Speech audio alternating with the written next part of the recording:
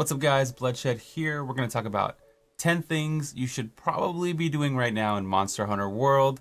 At least 10 things. It'll probably end up being more. The first thing you should be doing is talk to your chief botanist, okay? You go to the botany center right here in town and you can basically duplicate items, okay? Every other quest or so, you're going to be able to cultivate. You can do 2 flash bugs. You can do honey if you choose to do so. Honey makes mega potions. Really important that you utilize this. I really love flash bugs. You basically can make unlimited flash pods, okay? So you can carry about 3 flash pods with you. Flash pods shoot a giant bright light. It blinds the monster, allows your team to get in and do some damage. Or even if you're playing solo, you know, it's so annoying when the monster's running away. And when I'm on hunts with other hunters and they have these, it just makes it a lot easier. Everyone's stunning the mobs, shooting Rathalos out of the sky. The second tip is pretty obvious, but I want to talk about the resource center. Okay, and the first thing on the resource center that's super important are bounties. Make sure to go through, register all your bounties. You can even make them super easy. Like there's a gathering one for insects, for mining. Just as you're out in the field running to your different hunts, just do them. You might be like, Bloodshed, why would I do this? I don't get anything for it. You get armor spheres. They're super important for upgrading your gear. Like you need them, 911, and you need the points. The points are super important. We'll talk more about that later. So do your bounties. Just make it a habit. After the quest, you run to the botanist, you run to your bounties, and you run to some other areas I'm going to talk about.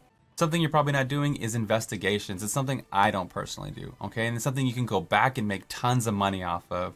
Like there's this level 1 Jagras hunt, okay? It takes less than 60 seconds for me to complete. I get 2,300 Zenny for it, and if I sell all the parts, I'm making over 10,000 Zenny in less than a minute, okay? So this is what I was saying, like there's a lot of ways to make money by just killing things, and this is one of them. So the way investigations work is you just click on them, like so, and they show up on the quest board. Super easy. They're just another way to do quests. Post a new quest, go to investigations, and all the investigations are here, okay?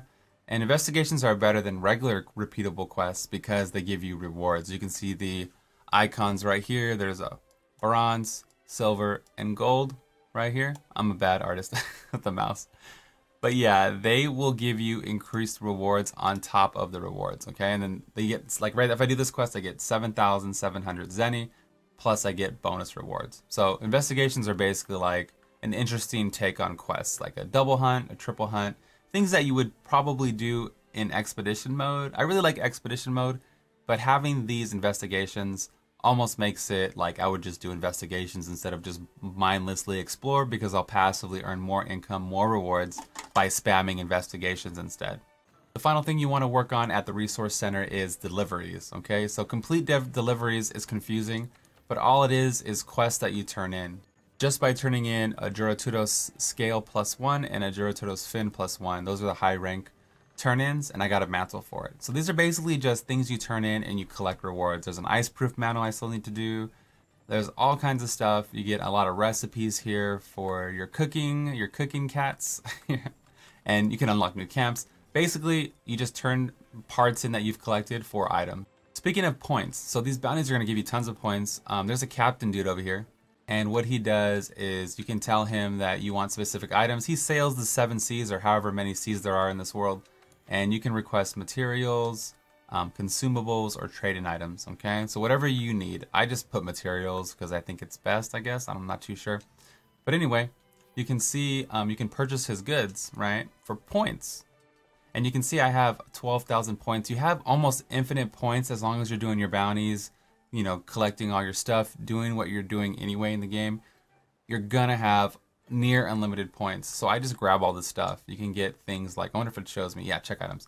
So you can get like a Rathian shell that's worth 660 Zenny, right? A hornfly, you can get all kinds of stuff, okay? Basically the premise is he sails the 7 CCCs to see what, okay, I won't finish that. And you basically buy his stuff with points for free, because the points are virtually free. You get some rare items like 2 flame sacks. You can make fire weapons early on. You don't unlock him until later, but it's just really cool. Just more ways to get items. Another way you can spend your points is with cat missions. So you talk to your housekeeper here in your home, and they're called Tailraiders safaris. Okay, all it is you hire cats to go do your dirty work, to go get stuff for you.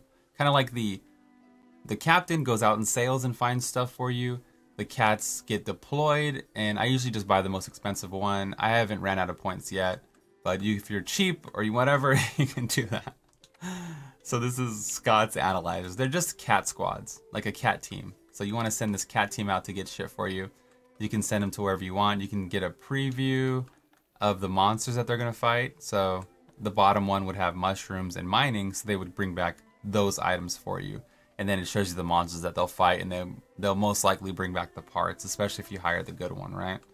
So for instance, let's see what I need. Ooh, this is a double hunt for the ice wyvern. I forget the name of it, but that would be great to get those parts. I can make ice weapons and stuff like that. So I click this, spend 600 points to send out your cats on a safari. Boom.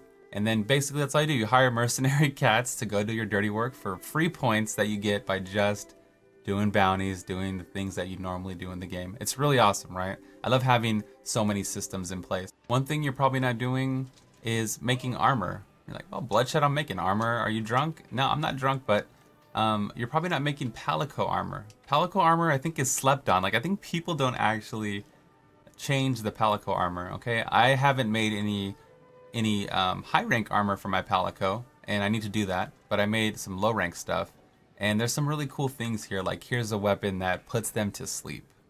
So this actually puts the monsters to sleep, and it usually, if it's hitting them like in the face, it'll usually put them to sleep 2 to 3 times per hunt. So that's like free damage I'm getting on the monsters. If I'm in a dual hunt with a friend, that's free damage that we're both getting. But let's go prepare for a hunt, and I'll tell you something you might not be doing. You might or might not be eating. Make sure to pay with points. Make sure you're paying with points. Like I said, we have a lot of points. Okay, like, and it's free basically. If you're doing your bounties, it's basically free. Go through and see what you need. There's different recipes for different things.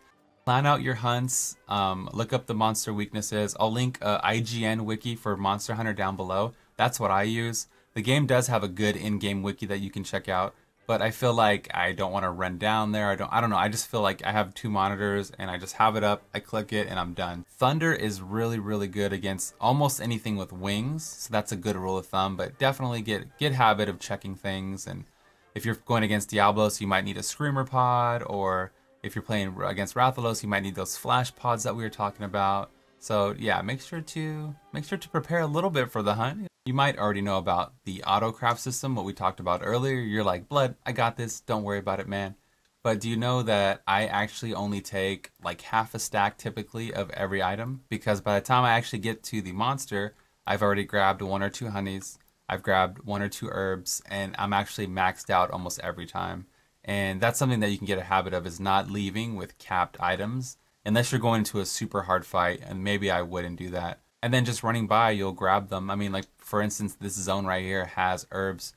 And they show up on the map. This zone has herbs right here. Then you grab the herb, boom, and already I got 2 more potions just like that. Something else you might not be doing, is dropping pins. Dropping pins. So I'm pretty sure you can pin players. I should have tested it before the video. You can definitely pin monsters or pin locations that you want to go. Like if you wanted to go here, you drop a pin, you click in R3, and it'll show up on the map, and your scout flies will go directly to it.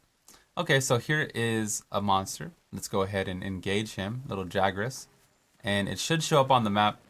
Oh, okay. Okay, well we have, I'm doing high level zones, so we have some high level monsters here. Let me go stealth mode real quick. So I can display this. This just got real quick. So if I want to track Jagras or whatever, the scout flies it'll just be pinned forever, and the scout flies will always take me there. And it's just super important to get around, especially like if you're in the forest area. There's like layers upon layers of zones and vines. It's so hard for even me to get around. I've already put in like 40 hours in this game. But the scout flies will point you in the right direction. You can see them starting to track as I get farther and farther away. There's honestly so many tips and tricks out there. If there's anything I didn't cover, feel free to put it in the comments below. Fellow hunters might appreciate your hard work typing down below. It does help people to read the comments. So make sure to follow me at twitch.tv/bloodshed. I'm going to be streaming Monster Hunter there nonstop until I get everything, until I do all the things, and I'm just loving it right now. So my name's Bloodshed. Sorry if my camera's a little transparent. I've been working on that. I don't know what's going on with this camera. I got to go back to a different program or something. This is the Bloodshed, and I'm out of here. Peace.